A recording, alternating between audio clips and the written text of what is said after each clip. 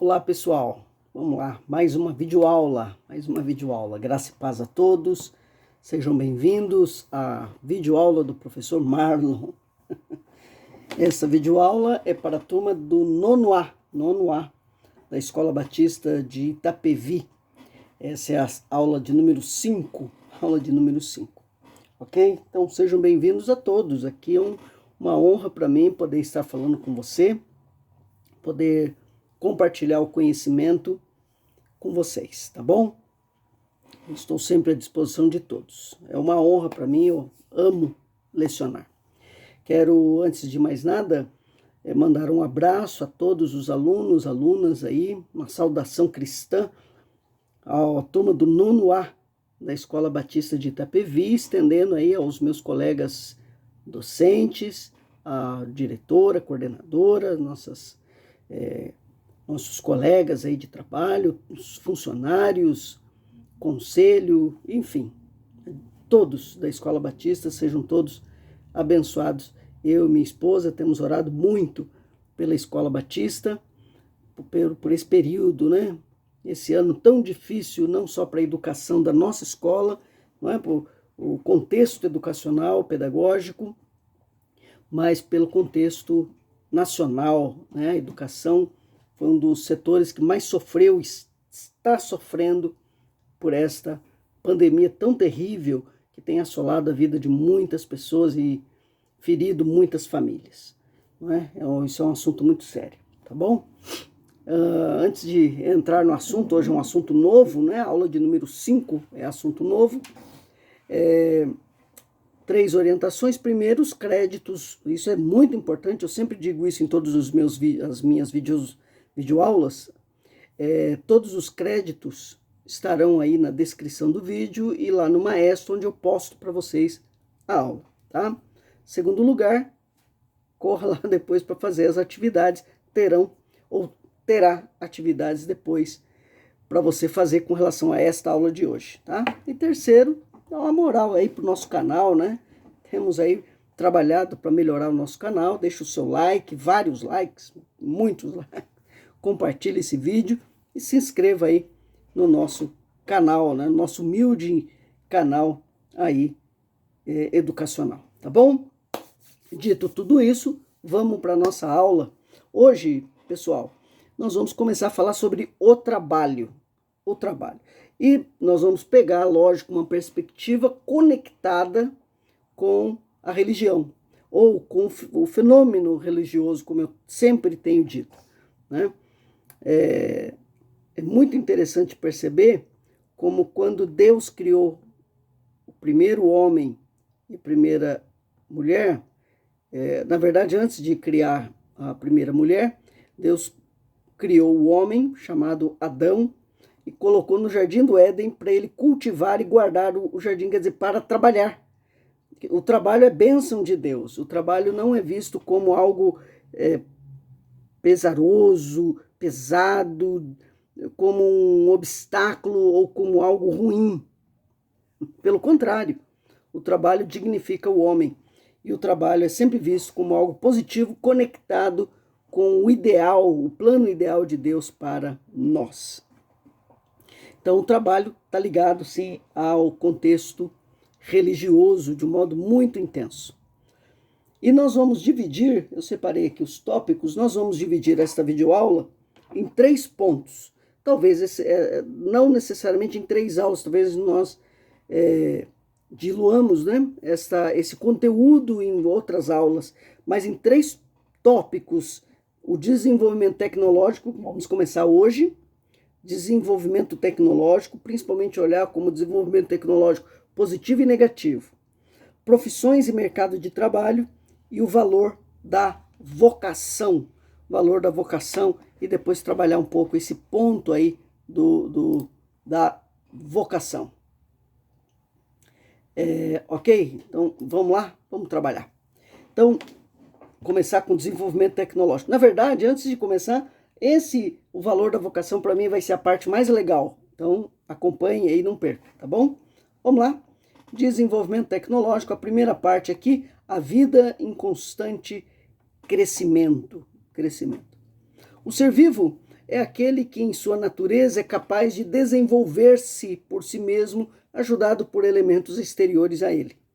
Uma semente de milho, sementinha de milho, manifesta a vida que contém em si ao ser colocada em terra boa, sendo cuidada, brota, ergue da terra uma pequena haste, abre-se em folhas, em flores e manifesta o seu ser na forma de espiga cheia de novas sementes de milho. Todo ser vivo tem essa caminhada, desenvolvendo-se no ambiente em que vive e mostrando as qualidades características do gênero de vida que lhe é próprio.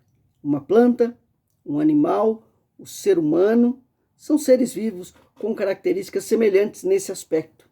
Todos os seres vivos realizam o que são, todos os seres vivos realizam o que são, conduzindo e buscando tudo o que os mantém nesta condição. Terminado o tempo do uso do seu organismo, chega ao fim do seu ciclo. Morre, desaparece, isso do ponto de vista terreno, desaparece, transforma-se em matéria morta, sem vida. No caso, os seres humanos, depois da morte, segundo a Escritura, nós caminhamos aí para a eternidade, não é? Ou com Deus, ou alienado de Deus, dentro de um sofrimento terrível chamado de inferno. Isso é um outro assunto. Voltemos aqui para o trabalho. Só o ser humano, por sua inteligência, dirige sua existência. Isso aí é um ponto importante, que o ser humano ele é a coroa da criação e o ser humano ele é o único que tem inteligência, ele tem racionalidade e ele pode dirigir a sua própria existência. No que diz respeito à parte material de seu ser, ele precisa de todo cuidado para sustentá-la viva e desenvolvida. A outra parte do ser humano, a parte espiritual, a sua pessoa que está acima e além de seu organismo, participa de tudo, comunica-se no que chamamos de relacionamento psicossomático. Espírito e corpo se unem no agir. Mas, quando o corpo humano, o corpo físico, se esgota e perde a sua vitalidade, ele morre. Desliga-se da vida de seu ser e se reduz a um simples elemento material químico. Mas a pessoa continua porque a espiritual não se desfaz. Aliás, morte significa separação e a morte física significa separação do corpo e do espírito, né?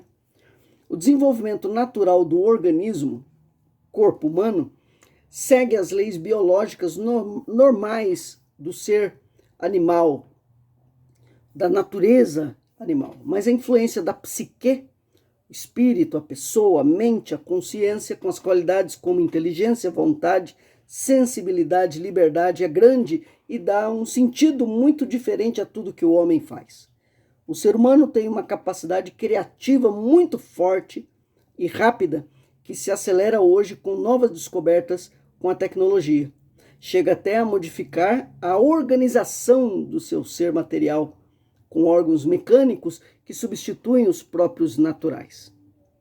A superação de dificuldades individuais encontra caminho com a participação de mais pessoas. Dentro do que naturalmente é o desenvolvimento e crescimento na vida humana, hoje, por estudos, pesquisas, tecnologia, ganha-se tempo e qualidade no que se deseja ser e fazer. Isso é interessante, a ideia de que o homem é um ser que se desenvolve intelectualmente e progride tecnologicamente. E esse desenvolvimento e esse crescimento visa a melhoria de tempo e qualidade de vida e de relacionamento, né? Uma sociedade desenvolvida. A inteligência humana está ligada a outras qualidades que ajudam ou prejudicam a própria pessoa.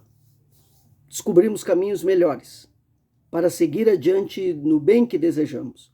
Mas também os nossos sentimentos interferem nesta escolha quando a ganância, o orgulho, a vaidade, o interesse egoísta tomam conta de nossos desejos. Então, repare, o desenvolvimento tecnológico progressivo traz uma qualidade, tende, não é, a trazer uma melhoria na qualidade de tempo e vida. Porém, a ganância, a maldade, o egoísmo, o orgulho, a individualidade, a mentira.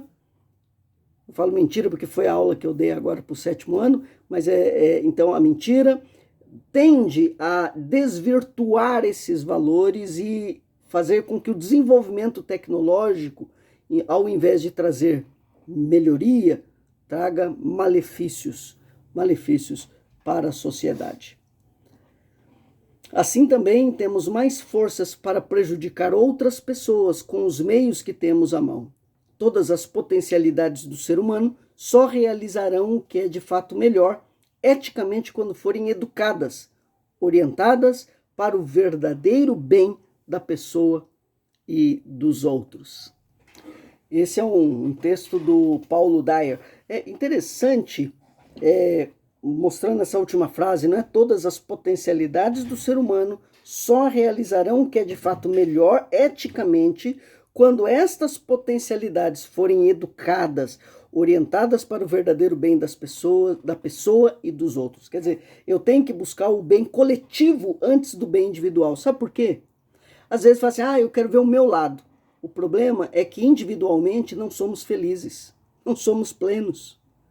Não podemos, isso é uma utopia, isso é uma invenção, isso é uma possibilidade irreal e inalcançável, eu ser feliz sem que o outro também esteja feliz. Isso é uma questão ética, religiosa também. Então eu tenho que buscar o bem coletivo, não individual. Porque quando eu busco o bem individual, o outro também vai buscar o bem individual dele, o terceiro também, enfim, ninguém é feliz, ninguém é pleno, ninguém é saudável. Ok? Enfim, Naomi Drill, continuando aqui nossa aula, Naomi Drill escreveu um livro chamado A Paz Também Se Aprende, porque acreditava, e ela escreveu esse texto porque acreditava que seria possível construirmos uma cultura de paz. Um dos capítulos do livro fala sobre o perfil de um pacifista.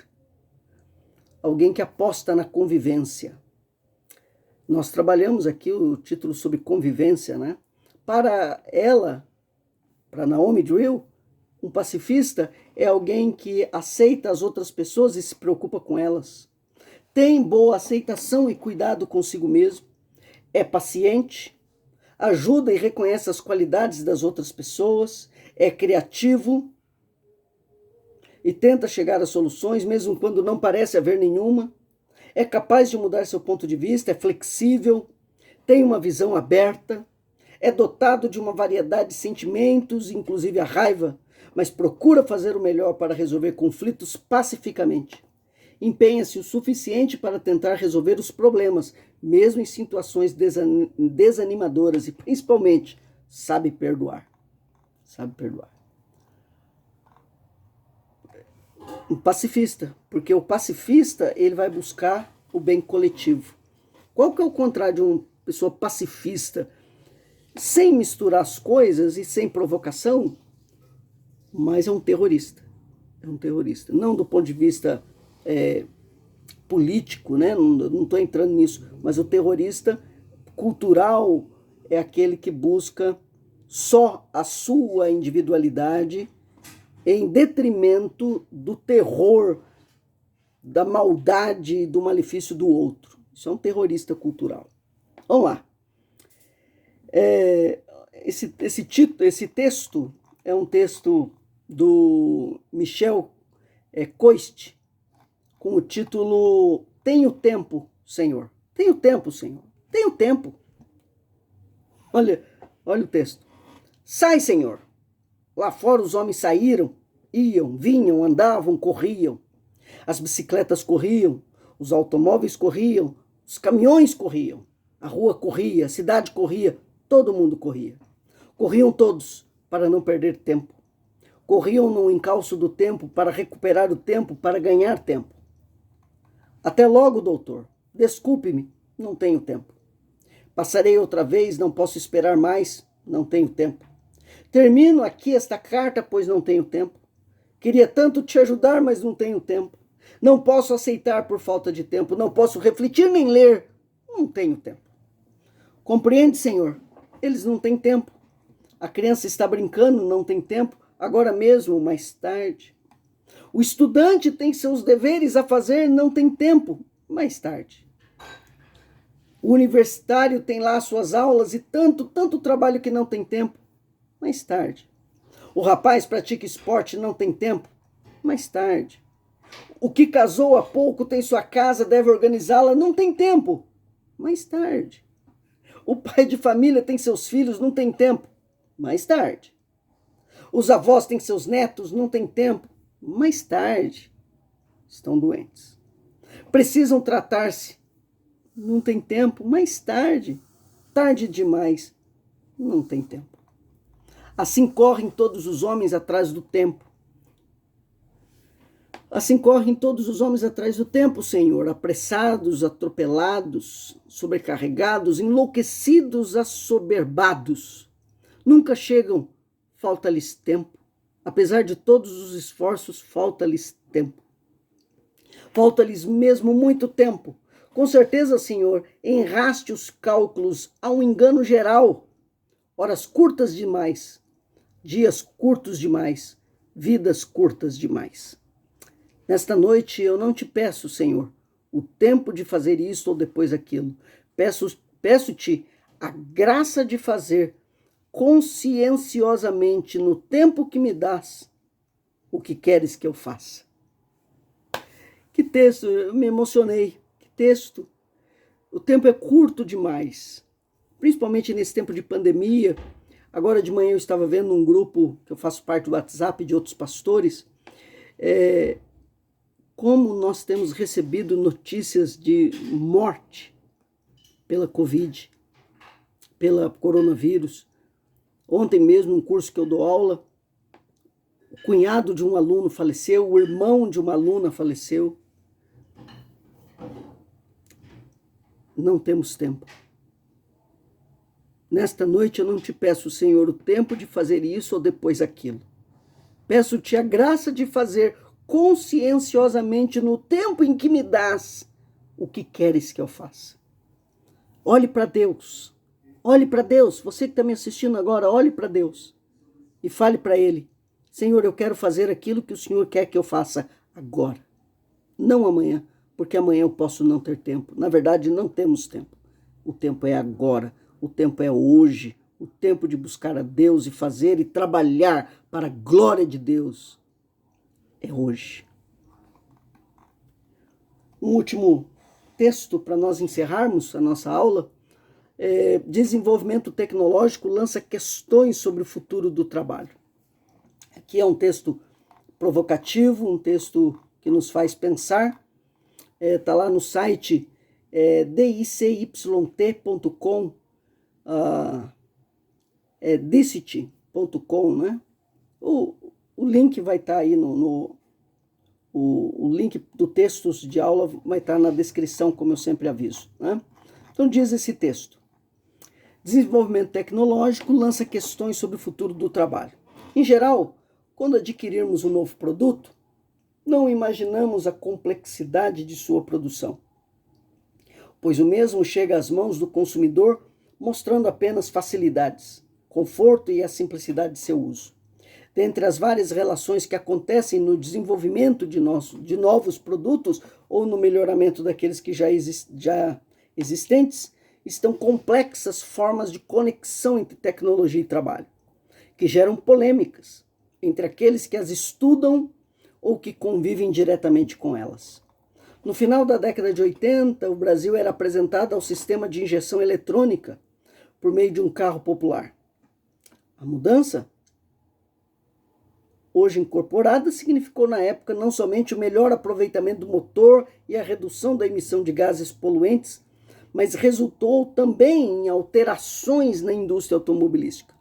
Também nas linhas de montagem, como nas oficinas mecânicas que fazem a manutenção, revisão, reparo, enfim, nos nossos carros, né? Os trabalhadores, desse modo, passaram a conviver e atuar com essa nova tecnologia, o que tornou necessária sua especialização. Assim, se por um lado, o exemplo da injeção eletrônica nos automóveis tornou esse produto mais seguro e ambientalmente mais adequado, por outro, aponta para a exigência de qualificação do trabalhador. Além desse caso específico, Faria é o nome de um autor, ele destaca que no quadro atual de uma indústria cada vez mais automatizada, exige-se uma constante especialização por parte do trabalhador.